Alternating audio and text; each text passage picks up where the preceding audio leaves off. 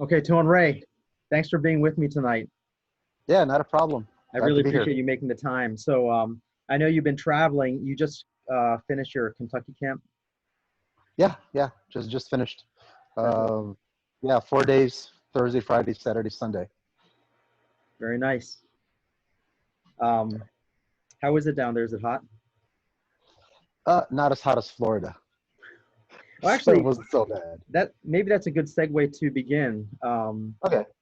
So I guess for any of my listeners or any of my students actually that may not know of you, um, Tuhon, I had known of you before I met you because I feel like you were one of the earliest FMA guys on YouTube. And Mhm. you had those cool clips with Welcome to the Jungle, and there's like a tiger in the background, and you're Right. like freestyling, and there's clips of you doing like some sort of like forms pattern at a tournament with like your ponytail. And there's a bunch of things like takedowns and all kinds of stuff. And so I got uh, I started martial arts in Maryland. I'm from Maryland, so I started Okay. martial arts Yeah. here. And then in like 2003, I got married and we moved out to LA. And the first time I Okay. met you actually was at the very last event at Ed Parker's Kempo School. Okay. Yeah. I was there for about 4 years. Yeah. And I was like such an awe because I was like, oh my God, this is like Ed Parker's school. I took a picture of the sign and I was like, this is Ray Dionaldo. And you taught us the karamba template, Mhm. and we did some sarong. We did some like blade in the sarong, and I just loved it. And then through the years, I would see you at Sayok Sama Sama, and then frequently for many years, I would see you in Southern California when you come out and do some trainings with Gigi and Rich, and you were in the area. And then frequently, Yeah. I was privileged to be invited back to the house and to do some trainings like night training. So I always I just want to let you know that even if I haven't seen you in a long time, in Mhm. person in a long time, a lot of the stuff that you had taught through the years really stay with me. And Uh-huh. I talk about things all the time, whether it's like 50-50 rule, whether it's in nature things poke rather than slash and stuff like that. So anyway, I just wanted to start off with that, just with expressing my Cool. gratitude. Yeah. Hey, you're Um, welcome. Yeah. Thanks for telling me. so, are you from Florida, Tuhon? Did you grow up there? I did. I did. We moved to Florida when I was about 10 years old. Okay. From the Yeah. Philippines? Well, from the Philippines, we moved to Detroit, Michigan. Okay. And then when I was about 9 or 10, we moved to Florida. That's when I started martial arts. And I remember that you trained with is it pronounced Buji Mateen? Yeah, yeah, So yeah. One of the yeah. go ahead, John. No, he was one of the earliest of the PTK guys. Oh, okay. I was actually Yeah. just about to ask you what I knew you did like some sort of FMA with him, but I didn't know what system it was or anything. Yeah. I started with Jimandi Silat and Pikita Tertia. And then during that time, Pikita Tertia and Seok was very close. Hmm. So it was easy for me to go between the two systems. So I came up doing both really. Sure. Were you like a teenager to him? I was 10 years old. Oh man, Yeah. that's crazy because I feel in Maryland there wasn't I think in most places there wasn't that same availability of Filipino martial arts. So it was something that people I think sought after or specifically looked for, or they sort of got into it by accident. That was just Yeah. like when Felix talked about he watched like Bruce Lee or something and then wanted to train and then he just ended up with Pamana Tuan. So um, Yeah, yeah, it was hard to find FMA back in the day. Like you said, you either had to get lucky and find it by accident, yeah. or you really had to spend a lot of time looking for it. Hmm. Now, were there a lot of Filipinos in Florida? Yeah. We actually have I think it's the largest Bayanihan center in the country. Oh, really? I had no Yeah, clue. yeah, yeah, I mean, I knew yeah. that the Syed family was there. I knew that Tuhon Raf and his brother were Mhm. there, but I don't know. I just thought I don't know. I didn't really know. Yeah, yeah, because back when I was growing up, and I was really honored to be even allowed to sit at the table with these guys. But the our what you call barcada was it was Ernesto Presas, Bobby Tabuada, Amaguro Rafi Pambuan, Abon Bayet from Garimots, Hmm. Shashiri and Okala would come, hang out once in a while. Grandmaster Fred Lazo. So it was a really who's who of you know of FMA back in the day because we had nobody but each other. So Yeah. yeah, So was it really like a family atmosphere? Did you think of them as like your titos and yeah, yeah. Um, when I when he first came to the U.S., Tatang Bo, Bo Sayak, asked me if I could just like look out for Rafi, show him around, keep him out of trouble, sort of thing. And yeah, and we've been friends ever since then. And I was like, what, 22 or 23 at the time. wow, So yeah, so that's we great. go way So back. Yeah. was there a lot of it's I mean, I would imagine so, but was there a lot of sharing amongst the different, teachers and styles? Actually, there was. The original Sama Samas um, was Rafi Pambuan, and then Michael Sayak Hmm. started the first Sama Samas. Um, and then, of course, like I'd be there, and once in a while, Tatang Bo would show up. Yeah, yeah. So we spent a lot of time together, all of us, and yeah, actually, we still do. Hmm. That's great. Yeah, So when you're here, do you mostly reside in Florida? yeah, I do. Okay. Yeah, yeah. I I know spent that half. oh, I spent half the time in the Philippines, mhm. and half the time in Florida. At least I was before we got locked down. Yeah, And so I would go back and forth like maybe every 2 or 3 months, yeah. and then I'd travel. As Florida would be my hub to South America and Europe, and the Philippines would be my hub to Asia and Australia. Hmm. That's awesome. I have a lot of questions to ask you, but one of the things I've always admired is as long as I've, known you or and learned from you, you'd always have a lot of references, firsthand references and experiences from the Philippines, because you would talk about how in the Philippines they have a karambit, but it was only in these certain areas and in these certain tribes they use this type of axe, and I think that's unique because there's a lot of people. It's interesting in Filipino martial arts. There's a lot of Filipinos in Filipino martial arts that are Uh, um, really in the Philippines. And I think to a lot of Americans, we don't always feel like we have access unless you go there. So there's yeah, in the past couple of years, looks like a lot of people have been putting together awesome camps and stuff to go out there. But yeah, yeah. aside from like Doce Pares, it didn't seem like that was as accessible. And then there's a lot of people here in the U.S. that are Hmm. teaching FMA that are pretty much here in the U.S. And Right. so I feel like you're one of the few, and you're not the only one, but I think you're one of the few that is able to do both and, kind of get information directly from the motherland, per se. Yeah, yeah. I've been pretty lucky about that. Yeah. Yeah. So I'm very curious too. I had heard like the origin story of Okay. how FCS came into existence as a system. Uh, That you said that Grandmaster Remy like called you up and said you had your own system and you just on the spot you called it Filipino Combat Systems. yeah, that was the name of my little group in the garage. Me and maybe four other guys, and I told Professor, hey, I don't have a system, and he said, you better think fast. So yeah. He seems So like a then really yeah. funny guy. I mean, I never met him, I never trained with him, but I really actually am extremely entertained by his expressions, like his sounds in his videos. He's like ha ha, and he's like very dynamic, and I Yeah. I think it would have been very a great experience to meet him and train with him. It was a huge honor to be able to spend the time that I did with him. He was way ahead of his time. Um, he was an entertainer, and then and you know, I also trained in Las Vegas as a speaker. Hmm. You know, and I was one of the speakers for Amway at one time. Oh, really?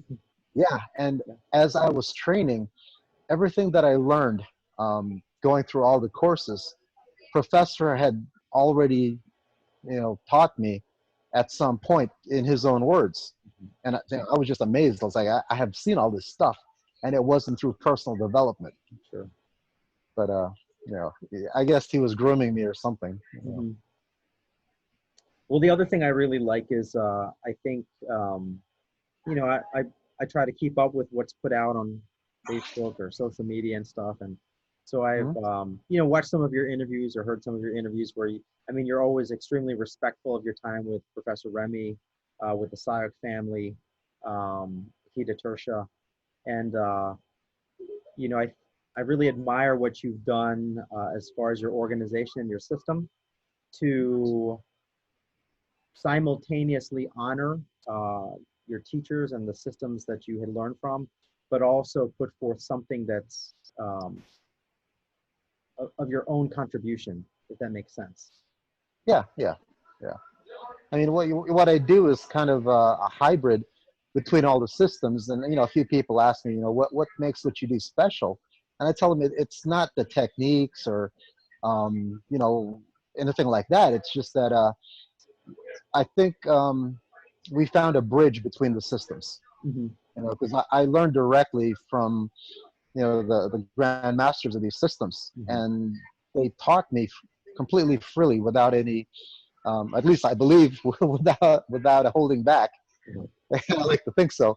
Um, so you know, it was really easy for me to find the common denominator and to use that as a link for all, you know, for all the systems that I've studied. So, Tone, for the common denominator, do you think it's more of like the concepts, or is it like the motions or the movements or the techniques? It is from from all my instructors, I learned something different. Hmm. Um, and yeah, it is a common denominator, you know, but also like where one would leave off, another one would take over for, or there would be an overlap between systems. You know, of course, SEAC and PTK at the time, there was a lot of overlap, Yeah, you know, just because of the history of the two systems. sure. Yeah, and then I learned a lot of things too about like a professor, you know, Remy. Um, a, a lot, you know, I my rank under him, I was ranked in Aikijitsu under Remy also. Um, but looking at the way he did Aiki, you know, it didn't look like, you know, your typical judo, jujitsu, Aikido. Hmm. You know, it had a flow to it.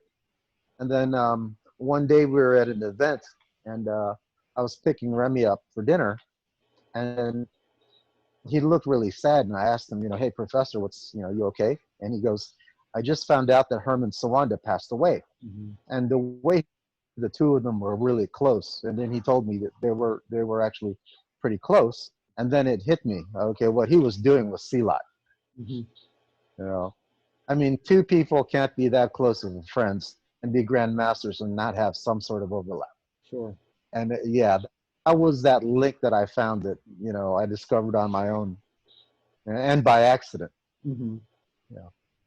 So yeah, you know, those close relationships I had with the grandmasters allowed me to have that kind of insight as far as their history, who they trained under, and how to look for these, you know, links, Hmm. you know, between the.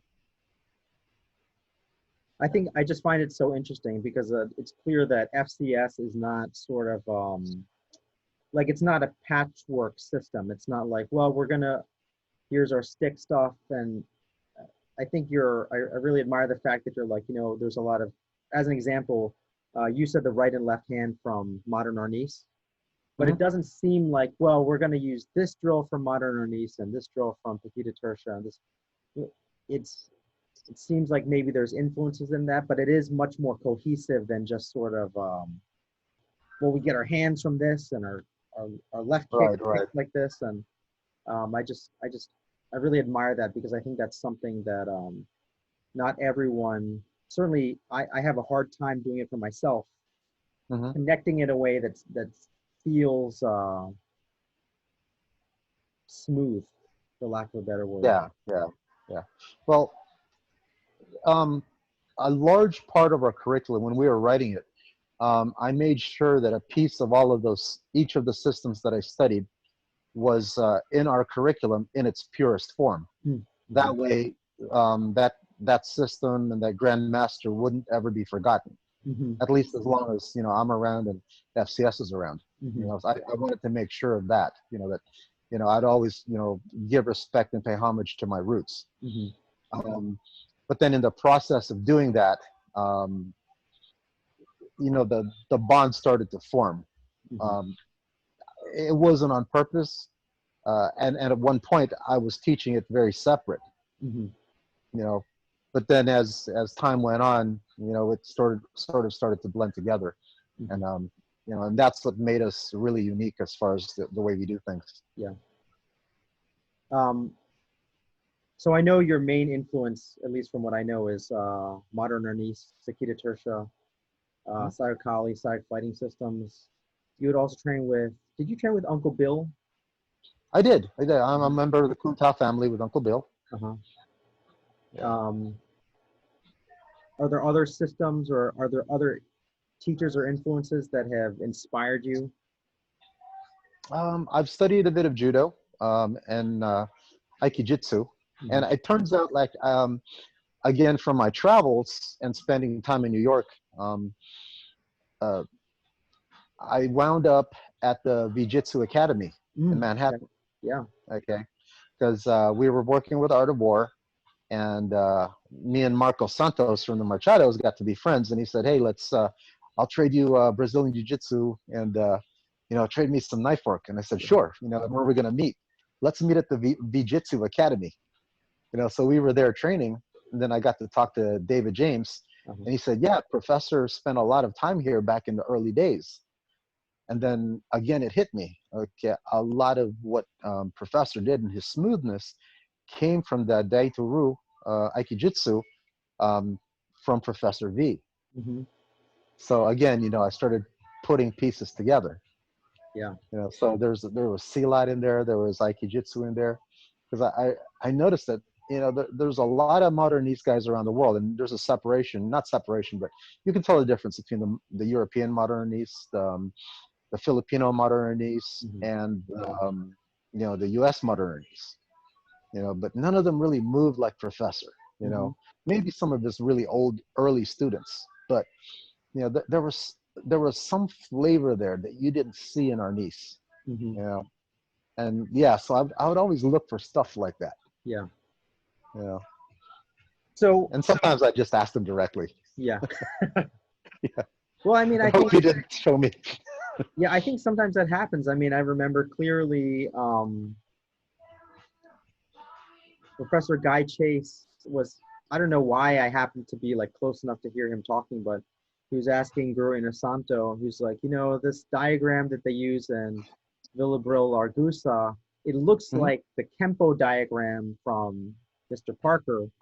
And then, Guru Dan was like, oh yeah, that's where it came from. Mhm. And sometimes it's in just those little comments or side conversations where, there's some truth or some connection that's revealed that can be Yeah, very yeah, insightful. yeah. Yeah, I do a lot of research in FMA, in history, and the history of each technique that I learn, because I don't want to, to put it, I don't know how else to put it, but I don't want to teach any BS. Yeah. So I need to, have references, technically, historically, mathematically, logically, geometrically, Hmm. and everything that I do. And my research has taken me, as I research things back in history, I find where these systems met, or where these grandmasters were friends. And it's actually pretty interesting. When you're in the Philippines, Tuhon, do you find that you're able to get information? Funny story about that. Um, okay, so for years, um, back in my story about like how Professor, tricked me into starting my own, FCS.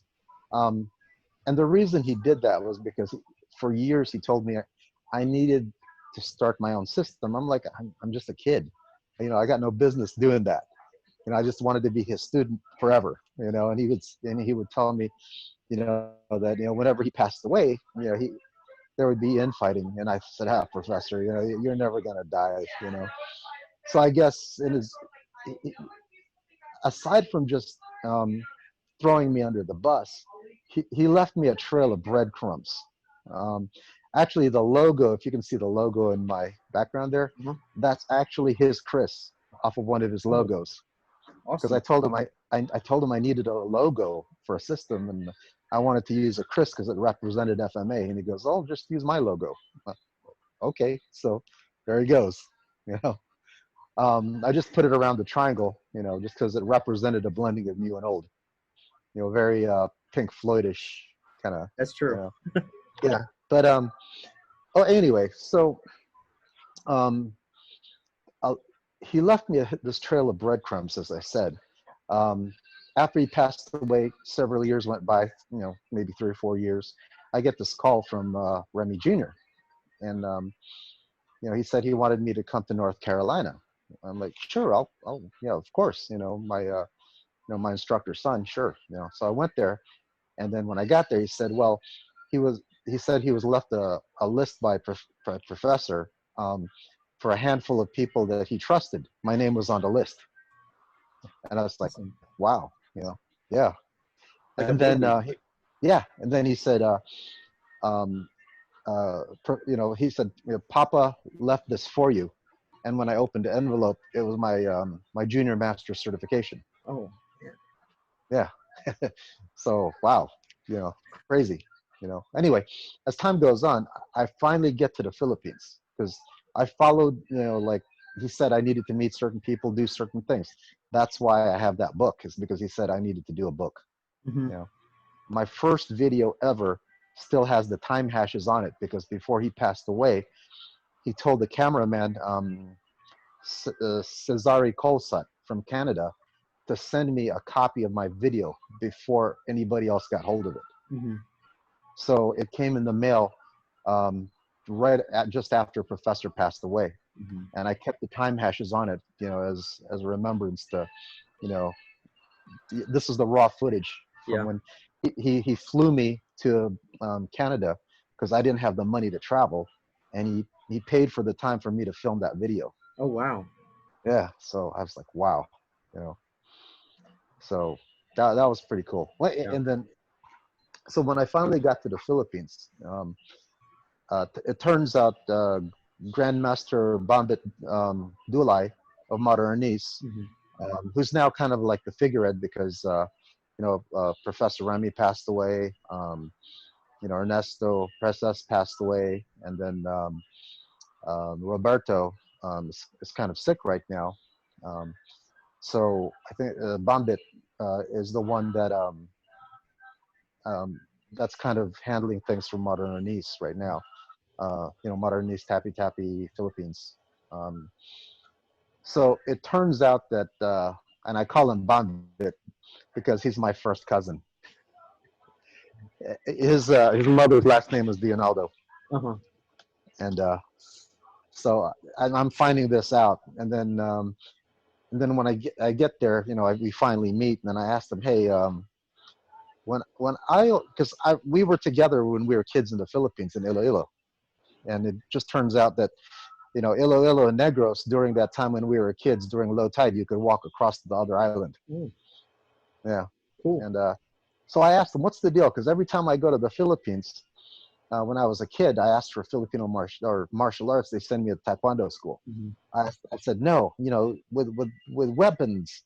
They sent me to Shotokan school that did some Kubudo, nunchucks and some sword work.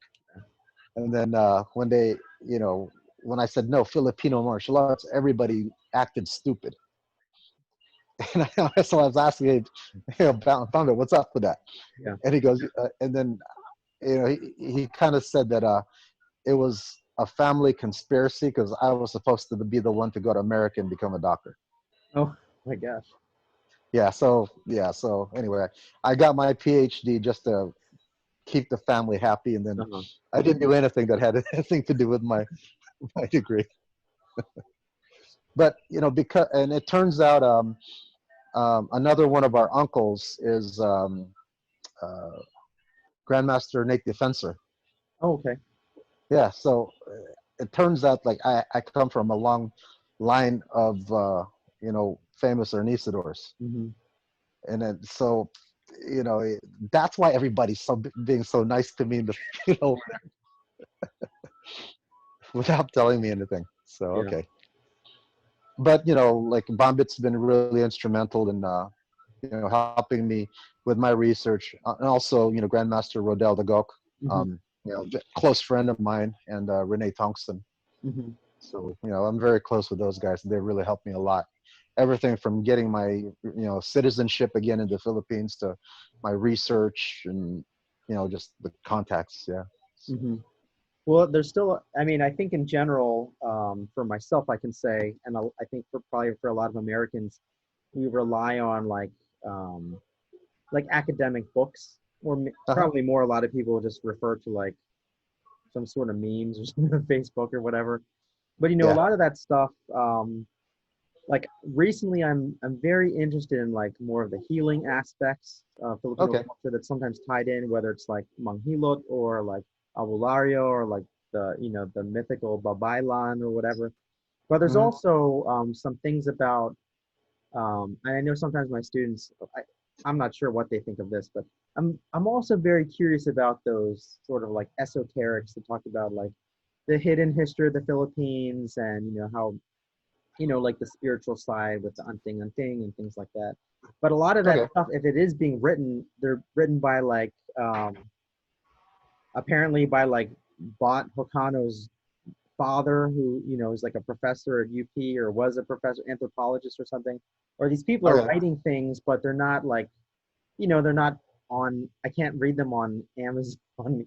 I can't order their books on Amazon, or so it's a little bit harder to get some of that information. It reminds me of when I was younger. I used to be a DJ, and before the big digital age where people could just Uh-huh. whatever use their laptops, you'd really have to go to you know Greenwich Village or Queens or whatever Right. to get like white labels or whatever. And now people just have information, but there's still a lot of information out there that's not just written in books, but is really kind of beyond, I think, uh, Yeah. Yeah. Western encapsulation of information. Hmm. Yeah. Well, traditionally, and this is why the Filipino martial arts never got a lot of respect because it was considered an art from the barrios, Hmm. very provincial. Is because a lot of the grandmasters. I mean, this is our Aboriginal art, you Hmm. know, and a lot of uh, a lot of the Filipinos feel that, oh, if it's a foreign art, it's great. Boxing's fantastic, Yeah. taekwondo's fantastic, judo, Brazilian jiu-jitsu, MMA, but their own mother art, which allowed us to survive for 2,000 years, is a Hmm. peasant art. But in some ways, and I hate to say it, in some ways it is true because like who were the Bolo Battalion? Okay, those were the guys that were chosen, from the different tribes people, and put into certain positions because of their skill sets. Hmm. I mean, you get somebody who's been chopping sugarcane all their life, just tell them to do that and point it in the direction of the enemy. They're very efficient and easy to train. Yes. So a lot of the GMs, they weren't really highly educated. Hmm. So most of the history was passed down from father to son, um, from grandmaster to inheritor. Hmm. So a lot of it was never written down, and only through traveling and visiting some of these remote villages and talking to some of these old grandmasters are you really going to find out a lot of stuff, because there's a saying, and that history is written by the people who can write, Hmm. the whoever won the war, or basically whoever's in a position to put it on paper. Yeah. Whether it's truth or not, that remains to be seen. Hmm. A lot of people leave things out just for their own own purposes. Sure. Yeah. Well, and I think you're right. And Guru Anasanto has said this, that a lot of his teachers were illiterate. So Mhm. and they had, I didn't want to use that term, but yeah, you're yeah. right. Well, I mean, Yeah, yeah, it's basically true. illiterate. It's true. It Um, is. but also, I mean, they were very like intelligent and eloquent, but they didn't have Yeah. like writing or reading skill. The other thing is, and I mean, you had your childhood in the Philippines, but I did not. I was born and raised here in the U.S. and just like a lot Mhm. of other people. And so when he was trying to learn from some of these, basically migrant workers that used to be soldiers or some sort of Yeah. warrior class in the Philippines, um, some of it was they all came from different dialects and different tribes and different provinces. And as like a Yeah. young Yeah. Filipino American, he couldn't always understand everything that they were saying, or because their Yeah. accents Sure. were thick, or they were using Right. terminology that was outdated. Yeah. Not outdated, Yeah. but maybe not in Yeah. current use. So there's a lot that can be Yeah. lost. But I found it very interesting. I still find it very interesting that Filipino martial arts, I think, for a lot of people, is still a main vehicle to learn about our culture and our history. Mhm. Yeah. Yeah. Yeah. A lot of the Filipino, Filipino instructors, at least the really traditional ones, they really put a lot of effort into, um, sharing a bit of their culture, Hmm. um, with their students. Actually, uh, this past camp, I had all my students doing Tinikling. Oh yeah, Yeah, very nice. yeah. But I don't know if they were getting the rhythms. So so just for like a little handy tip, if you want to take Tinikling more modern, try Queen, We Will Rock You. It has the Oh same yeah, beat, oh my gosh, perfect yeah, for Tinikling. Yeah. nice.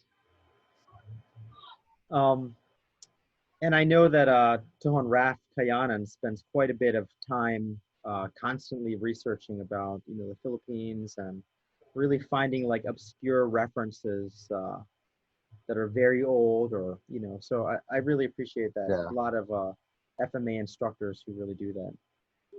Yeah. Yeah. Yeah. I remember he did go him and his brother Ricardo.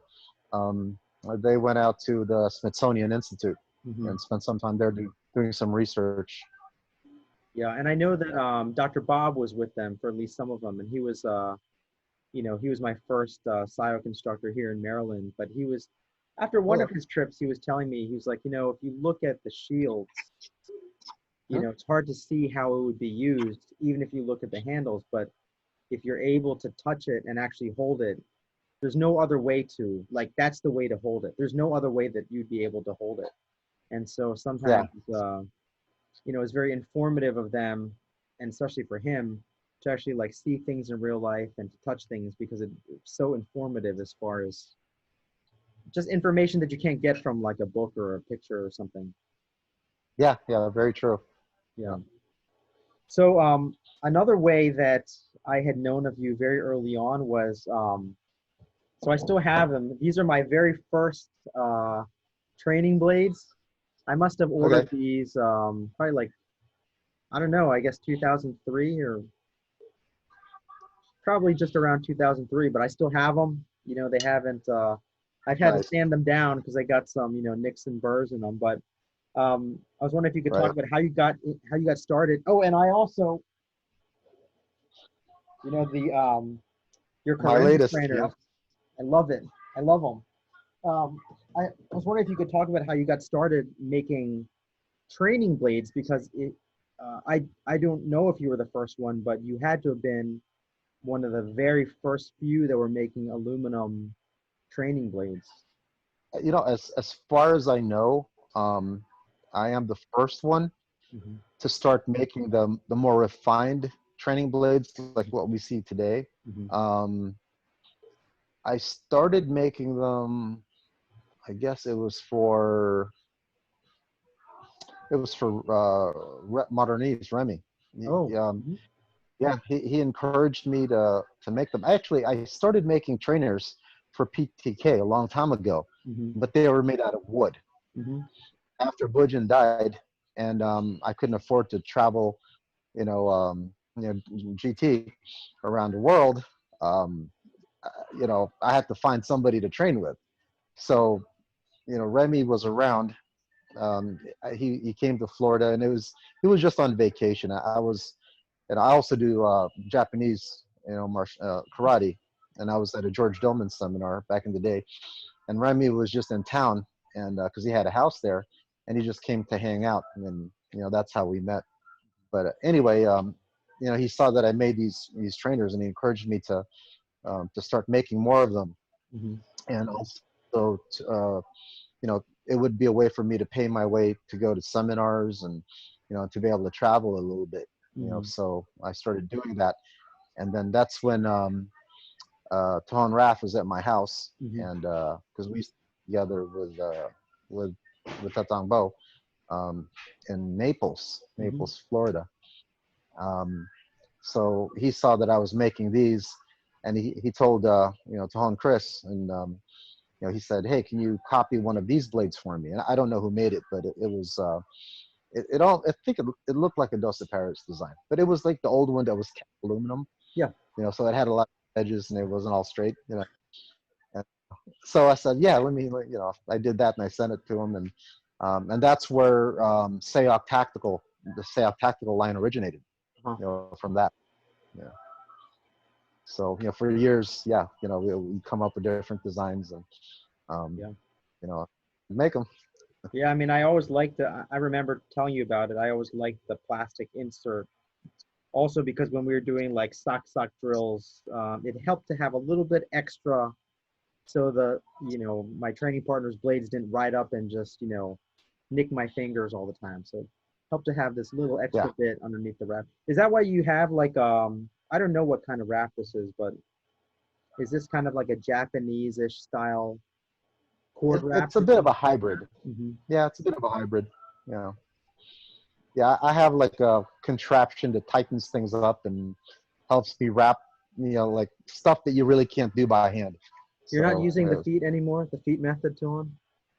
no, I do if I'm traveling and I have to wrap some Oh, really? stuff. Uh, yeah, but now I have a machine that does it because I realized, after a while my back started hurting, and I'm like, okay, there's got to be a better way to do this Yeah. because my back's sore all the time. So Well, that's also one of the things I always appreciate. Like through the years, I mean, I didn't bring it out right now, but you started using the polymer to have the polymer swords, um, mhm. and I also have these. I have like your karambits. Oh Uh, wow, th- yeah, this one is the breakaway sheath, which ever since ever since like I had heard about some stories, I always do it fairly carefully to use the breakaway sheath. Another one yeah, I found like a little bit later, and I think I might have ordered directly from Jerry Hossam. I don't remember, but it okay, didn't have a sheath, so I had Nick Saglabeni make me like a basic Kydex sheath. Um, okay, and then you could just continue to do different things. So I've always appreciated how like you've always been evolving. I think not just the FCS curriculum and your methods of teaching and the different things that you do, but also ways that your students can utilize tools and different things to advance their training. So I've yeah, always really yeah. liked that.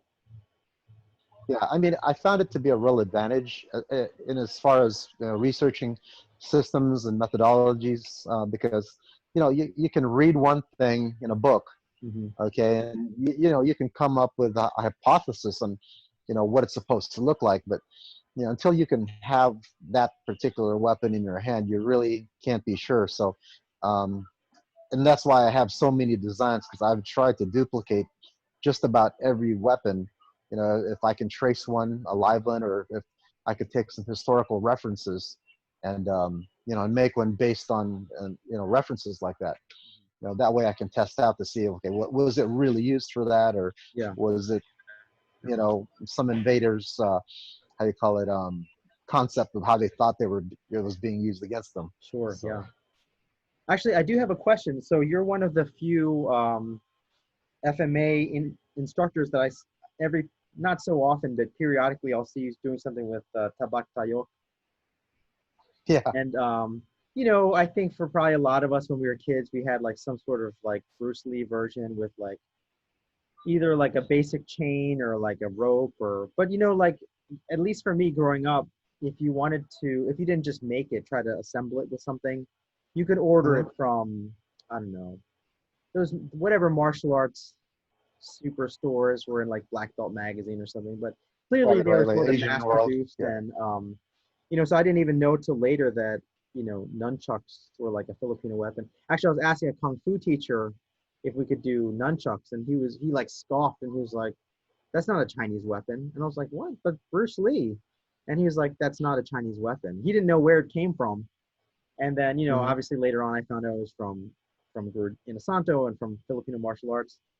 So I've tried to see like Filipino tabak tayo. In fact, a few years ago I ordered tons of sticks from Smoking Sticks, and Okay, great. he might have had like some kamagong like nunchucks or something, but they're like very Uh-huh. heavy, and I'm not too good with Right, them, right. so I don't play around with them. And it just has like some sort of paracord or something. But have you ever seen like Filipino tabak tayo, and did, Uh, how did they even use it? you know what? That's actually like one of those lost arts that Huh. you really um, don't see much of. You know, a lot of it has, well, okay. In order to keep the art alive, they had to kind of make it more sport oriented. Hmm. So you can see there's a lot of tournaments, and there's WECAF, and now it's part of the Southeast Asian Games. Hmm. So it's gaining popularity again. But yeah, like I said, a lot of the old arts are lost. I Hmm. mean, we were in. I was actually, as a matter of fact, speaking of smoking sticks, I was with Rodell. Um, in front of the University of Santa Tomas in Oh, Luneta okay. Park. Okay, and we hang out there every once in a while, and so I was there, and he was training the group from the Santa Tomas, Hmm. because Arnis is a sport. Every major university has their own Arnis team, much like Oh, a football team, or yeah. yeah. So it's Interesting. kind of cool. You can walk around campus with your stick bag, and you're not going to wind up getting arrested. Yeah. Or caned or But something. yeah. But a lot of the kids on the Arnis team did not know that the sport came from a much older art, Oh, interesting. which really shocked me. Yeah, Yeah. yeah. So like yeah, so many arts like tabak toyok, the yo-yo, the karet,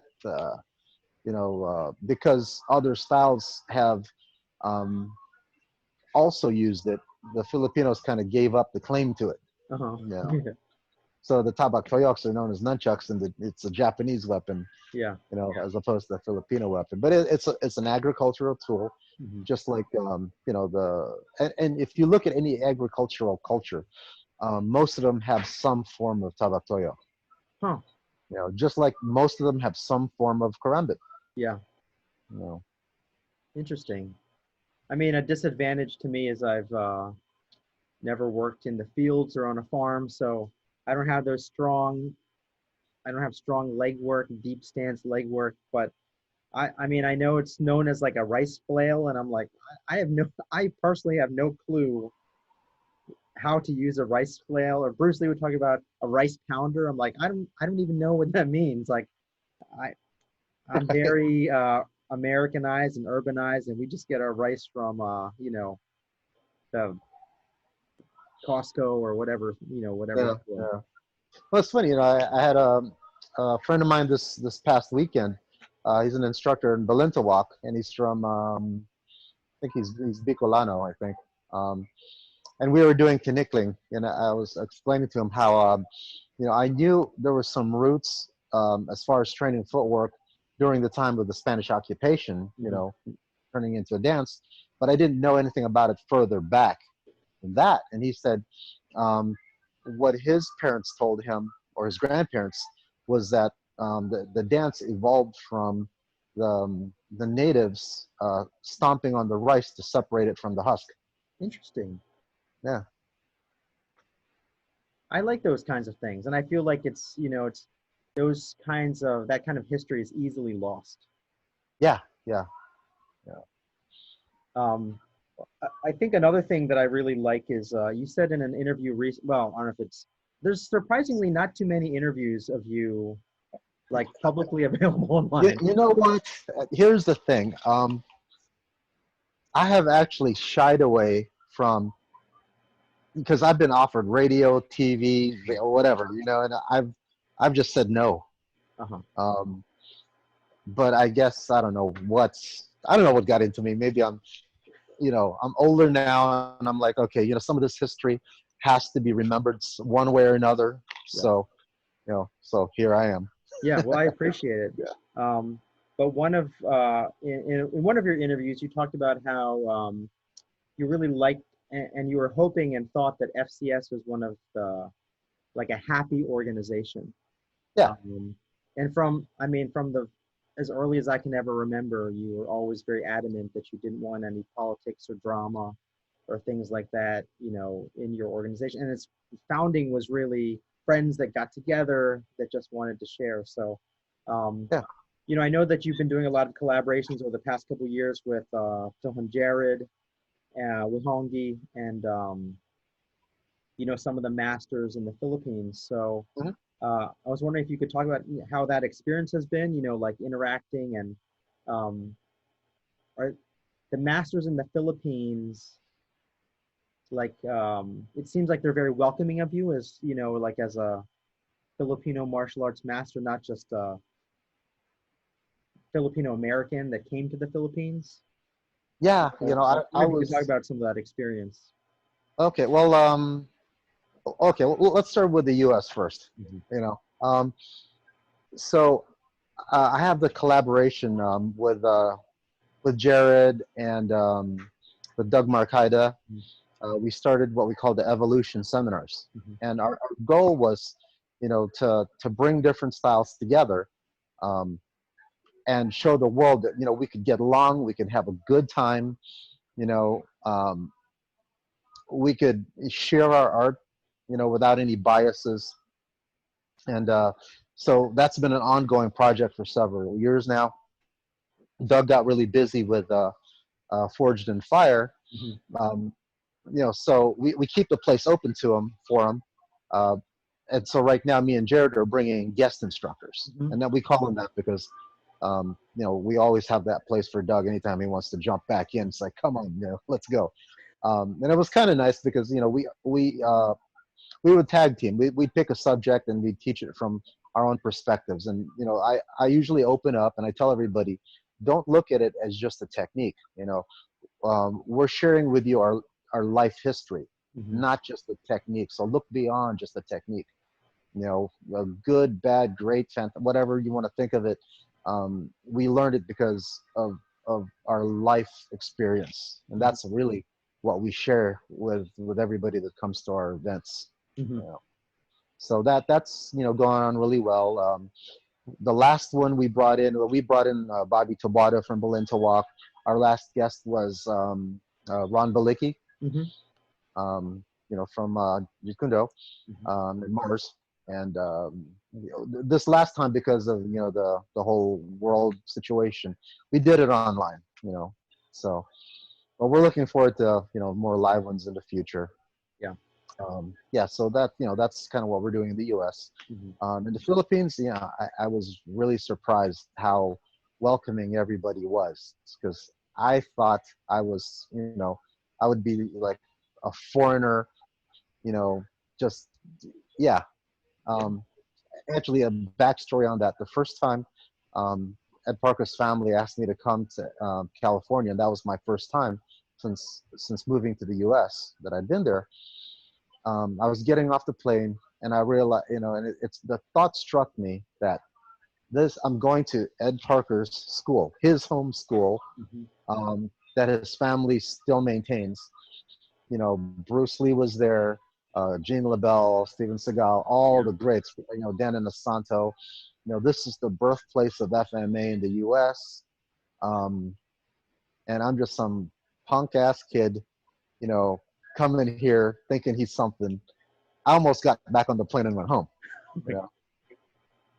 And then this one of the grandmasters, and I guess he meant it to encourage me. But I think it came out the wrong way. He gave me a present. It was it was a Filipino blade, and he says, you may be something special anywhere else in the world, but here you're just another flip until with a knife until you prove yourself. I'm like, okay, good pep talk. Yeah. So I thought that the Philippines was going to be the same way, and I was really surprised how welcoming everybody was. My first event going to the Philippines, well, one of my first events, we went to Boracay, and a lot of the GMs were there. Renee Tongson was there, Mambit Dulay, Tuhon Romel from Pikiti Tertia was there, and they presented me with my with a certificate. They said, well, because for the longest time I wanted to give up my title of Tuhon. I don't know if you knew that. Oh, I didn't know. Yeah. I just got tired of everybody with the politics, and it's like I didn't want any part of that. So I just wanted to give up my title. And then they said, yeah, you should keep this. You deserve it. But just in case you do, find a way to get away from it, they handed me another envelope. It was like my Grandmaster certification from the Philippines. I'm like, oh, great. That's going to get me out of the politics. Wonderful. So, but, I mean, the gesture was like overwhelming. I mean, I did not expect that. And, so it was really cool. And then I was in Manila, and I get a phone call from Tuhon Kit Asinas. And he's actually a really good friend of mine. He was my wingman when I met my wife, actually. We're that close. Yeah. He introduced me to my wife. Actually, he introduced Tuhon Jared to his wife, too. Wow. Yeah. So that's the guy for people to go to, maybe. Right? There you go. So I get a call from him, and, he said that the PTK guys wanted to meet me. So, come over to this one bar. And I'm like, okay, the spidey senses are going off right now. Yeah. Okay, what's up with this? Because everybody knows about that little problem between, SEAC and PTK. And there's been a few times where I got caught in the middle and people don't realize, like, I'm one of the first generation PTK in the US, and I'm also one of the original, SEACs.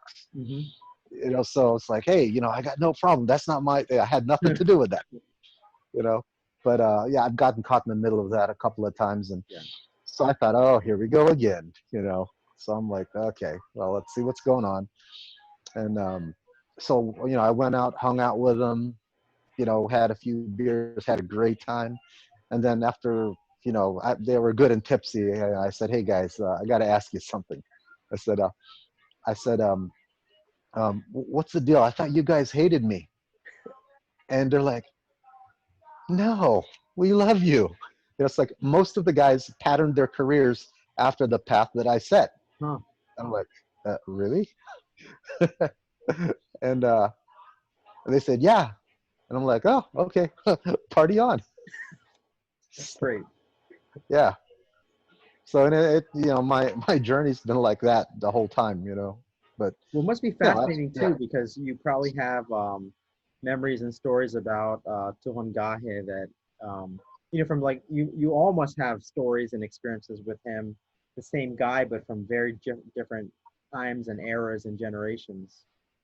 Yeah, that was the cool thing about me, Jared, and Doug, is that we're all from a different generation, but we were all there at one time or another. From our PTK background to our tactical background to our CLOT background. Oh yeah, different perspectives, different times, but we all walked that path at one time. So it's Mhm. kind of cool. That is You know, cool. I so mean, and yeah. I really, I like that very much. And through some of, I always thought I'd do these interviews in person because I Mhm. always was like, well, I'm not going to do like a Skype or Zoom thing. I wanted like Right. the in-person energy, but obviously because of COVID, I was like, if I don't do something online, then pretty much I'll never do interviews again. But Yeah. one thing that's been nice is I've been able to meet older students of like Ruin Santo and I mean, I really still want to interview Tuhon Ray, but he's constantly busy with a lot of stuff just because I find it so fascinating to hear the different perspectives about a similar experience or the same art but from different time frames. Mhm. And it's also in a way it's a way for me to get to know my direct instructors or my influences from a different through someone else's memories and through someone else's eyes. And like Right. what you said too, to keep them, to pay my respects and to keep them alive and in the discussions and the conversations. So I think that's very, Mhm. very cool. Yeah. Um, I try. Yeah. yeah. Well, I think you've done, I mean, I really, it's easy for me to imagine them saying that they've patterned their career after you because I'm probably like how I know of you. You've been um, always respectful of your history, but also paving your own path that's not that I guess is just very respectful to the culture and to the art, and also to your teachers. Yeah. Yeah. Yeah. Um, Well, so so a little side note. Um, so while Remy was still alive, we were just hanging out one day. I forget, maybe at a restaurant or something, and I started doing seminars, and I was getting out there more. And so I said to the professor, you know, everything you've done for me, I can never repay you. You know, and he looked at me and he said, "You're right." I'm like, "Okay, didn't expect that one." And he said, he'd achieved everything he could ever imagine from the martial arts, and there was only one thing left for him to do, and that was to ensure the prosperity of FMA for the next generations. mhm. And he said if there was anything I could do for him, would be to continue his work. So that's what I'm doing. Yeah, well, I mean, certainly, I think it's a wonderful tribute to him, and for you to remember him in that way too. Um, as far as FCS goes, um, my gosh, it's time really flies sometimes when you think back in time, and Yeah. so through the now decades that FCS has been, in existence, Mhm. how do you think the system, from your perspective, how do you think the system or the organization has changed? Um, Not much. I mean, the foundation is still there, the brotherhood is still there. Um, Even the original members are still around. Mm-hmm. Um, and I'm pretty confident that even without me, that'll continue because the, the leaders within the system are still extremely close to each other. Mm-hmm. So, that's really what I'm proud of. Mm-hmm. It's a family, really is. Yeah. So from back in the day when there was four of us, and we were more like a support group than anything else because all our girlfriends left us at the same time.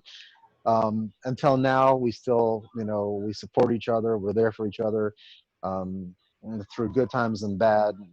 Whatever somebody needs, we're there for them. And and if if any one of the guys anywhere in the world, go anywhere in the world where there's an FCS group, um, they've always got a place to stay. You Mm-hmm. know, they've always got somebody watching their back. So it's for me. That's really what I think is really cool. What I'm proud of. Uh-huh. Not even the martial art part of it or the history or anything. It's just that I know that I have a family that watches each other. Mm-hmm. Each other's backs. So Yeah, that's I think that you're very lucky to have that kind of organization. yeah, yeah. Um, and I don't actually know how that came about because, you know, one day I sobered up and looked around and I'm like, wow, where did all this come from? Well, I think another incredible thing is, some of your students through the years have really made a name for themselves in different kinds of things. I know that Ray Cole, really just, really was I don't know if he still is, but at least at one Hmm? time seemed like he was very successful in Muay Thai, and certainly Yeah, yeah, recently with his acting, and very disappointed that Formless didn't come out. yeah, Uh, yeah. the It little just, you know, it trailer was. thing that got put out, seemed very cool. I know it was great, but one thing happened, and but we're all still great friends, Yeah. and I hope to maybe work with him again, one day. You know, um, it was a shame that Anderson broke his leg the week before he was supposed to come to Thailand, Oh man, yeah. and then it set the project back a year, and then in that time, FCS started growing, and then you know Bulakau had things to do, and then Anderson had stuff to do, and then Maurice got more parts and more movies, and you know, so we kind of grew a lot within that year. So Yeah. um, yeah, got put on hold. Well, I mean, I follow him also on social media. And it seems like he's done a lot with his school in Atlanta, I think, where he Yeah, has. yeah, Um, but I also really, I admire very much that he is always seems to be always respectful to you and pays a lot of credit to Filipino martial arts. So I think that's yeah, great. yeah, yeah. Um, so I was also right before you like logged on. I don't know why I didn't find this before because I was looking for it. I finally got to see again your Sayao. I don't know what it was, some sort of like presentation because you had like a black suit or something, and there was tons of white people in the audience, and you did like basically like a guided Ah, meditation with Sayao, and I mean it was awesome, but it was also extremely amusing to me to just see people in the audience who didn't seem like they were there for martial arts, sort of like nodding their heads and really like, feeling the rhythm and, getting into the yeah. groove. Um, I was speaking for Amway at that time. oh, was it? That's I was amazing. an Amway event. Yeah, Yeah. in Canada. Yeah. And I had also seen that one of the things I read, you are at least were like a hypnotherapist. Yeah, yeah. I trained as a hypnotherapist. I wanted to learn every part of martial arts, Uh-huh. from the physical side of it to the more what you call esoteric Yeah. side, which hypnosis would be part of that. Hmm. And then I traced, all the legends of all these great masters, and I didn't think it was magical. There was something, some science behind it, Hmm. and that's part of what led me to hypnosis.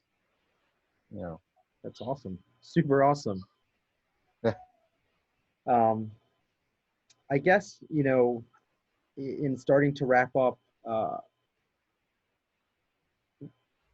I guess two questions. Where do you think the direction of FCS is going into the future, and Mhm. more broadly, especially with all your travels and your interactions with so many different people, um, where do you think Filipino martial arts is going? Um, I think um, because of the popularity now. Mhm. Um, I mean, it's been used, of course, The Hunted, but it's been used in the movie industry so much that it's just a matter of time before, you know, a greater awareness of FMA comes about. Um, um, and also, a lot of people are using it as part of, in the medical field, therapy, for, rehab, Yeah. you know, yeah. So it's coming, it's being recognized in a lot of different disciplines now, even outside of FMA. So there's going to be a lot more, um, how you say, recognition of it, around the world. The sport kept alive in the Philippines, um, but everything else around it really helped to bring it up. And you know, from the outside looking in, and I'll be honest with you, when I first started FMA, I took one look at it and I thought, this is going to be way more than I can handle. Maybe I should like take up something easier. Yeah. Um, yeah. So, and I know, you know, a lot of people feel the same way, you know, until they get into it and they're hooked. Yeah. Um, you know, but you know, its visibility in the entertainment world and, you know, everything else. I think that it's the next evolution that FMA is taking. Hmm. Um, and our popularity, our growth in popularity has been slow over the years, and it may still be slow, but at least it's always going up. You Yes. know, there hasn't been, you know, what most systems will see as peaks and valleys Yeah. or fads. Hmm. We haven't had that. Yeah. You know, it's always been a steady increase. So, yeah. And I just hope, you know, we maintained quality control. You Hmm. know, and that's what I'm trying to do. That's what I try to instill it in my students. That quality control is just as important as any history. Yeah. You know, so Do you find a big difference teaching students in the Philippines versus like Filipinos in the Philippines versus students here in the U.S.? um, yeah, like I'll make cultural references that and when you travel around, you know, you'll notice like if you refer to certain things, like in the U.S., you know, that there's a lot of shooters in the U.S., and you refer to shooting concepts. A lot of places have no idea because guns are you know, are forbidden. Hmm. Um, and there's some things that I can say in Tagalog that I can't say in English. I have no idea how to Yes. say it in English. Yeah. You know, um, so uh, so I have to really watch how I refer to certain things Mhm. because not in a bad way. It's just they don't get it. You Yeah. know. You know, like at one time somebody asked me, "Well, why do you use the term lapsao? That's a Chinese term." Well, okay, you know, everybody say lapsao. They all say lapsao, and I say, "Okay, now repeat after me. Hilahin mo ang kamot niya at suntukin." So like what? Lapsao it is. So, Yeah. but that's the best way to really um, you know, sum up as far as, you know, what differences do you see when you teach all over the world. You know, there's differences. It's more cultural than anything else. It's Hmm. not a bias, but it's just, you know, what they're used to. Yeah. Yeah. Yeah. Well, Tone, I think those are like the main questions I had for you for tonight. I wasn't going to get into any specific, I wasn't going to be like, when I'm doing this technique, is my hand palm up or palm down? I just really just wanted to have a conversation and, spend some time even virtually. And, just thank you for your stories and your memories and perspectives. Yeah, you're very welcome. So I'll let you know when this posts. Really, they post as audio, but maybe I'll put this one up as video too because you have the cool logo behind you. I just discovered how to do this a couple of events ago. Yeah, I have no idea how to do it, so I have to figure that out too. So let me stop this recording here.